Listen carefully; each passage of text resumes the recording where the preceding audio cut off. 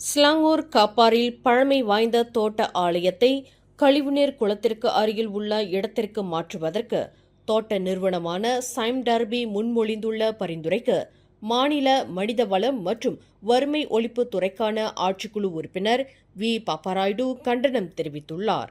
முந்தைய காலத்திலிருந்து சைம் டர்பி நிறுவனத்தின் அளப்பரிய பங்களிப்பை வழங்கியுள்ள தோட்ட பாட்டாளிகளின் தன்மானத்திற்கு இழுக்கையும் அவமரியாதையையும் ஏற்படுத்தும் செயலாக இது அமைந்துள்ளது என்று பௌத்த, கிறிஸ்துவ, இந்து, சீக்கிய மற்றும் தாவோ சமய செயற்குழுவின் தலைவருமான பாப்பராய்டு குறிப்பிட்டார்.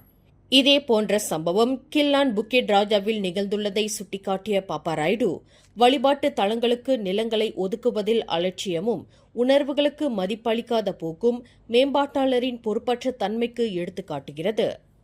சம்பந்தப்பட்ட தோட்ட நிறுவனத்தின் இந்த செயல் மடானி அரசாங்கத்தால் கட்டி காக்கப்படும் சமூக நீதிக்கு முரணாக உள்ளது என்று இன்று வெளியிட்டுள்ள ஓர் அறிக்கையில் பாப்பராய்டு தெரிவித்துள்ளார்.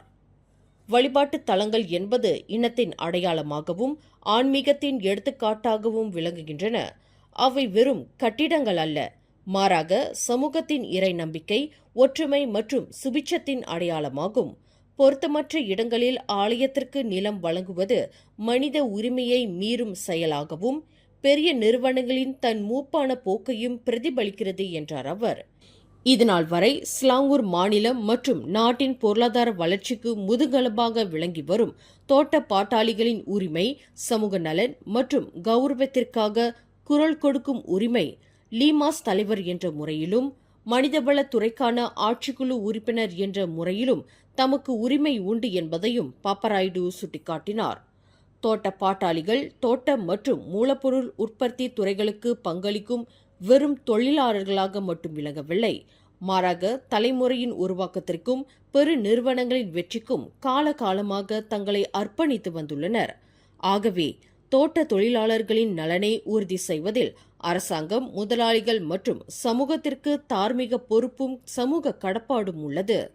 இதனை கருத்தில் கொண்டு ஊராட்சி மன்றங்களும் திட்டமிடல் துறையும் மேம்பாட்டாளர்களின் நெருக்குதலுக்கு அடிபணியாமல் சமூகத்தின் தேவைகளை பொறுப்புணர்வுடனும் கவனத்துடனும் பரிசீலிக்க வேண்டும் என்று பாப்பராய்டு தனது அறிக்கையில் வலியுறுத்தினார். மேலும் செய்திகளை தெரிந்து கொள்ள கீழே இருக்கும் பெல் பட்டனை அழுத்துங்கள்.